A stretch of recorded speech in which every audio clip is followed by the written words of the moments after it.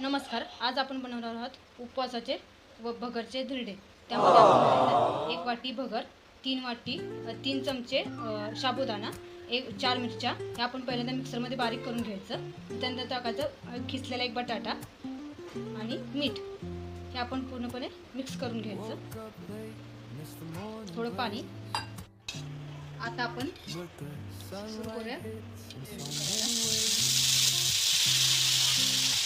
पसरवून घ्यायचं. रव्याचं आपण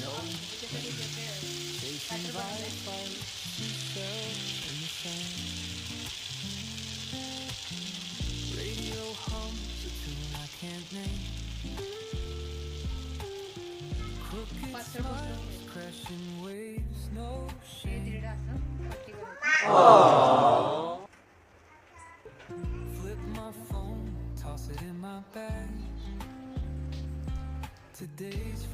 आपण जे भगरचे धिरडे बनवणार आहोत त्यासाठी लागणारी चटणी.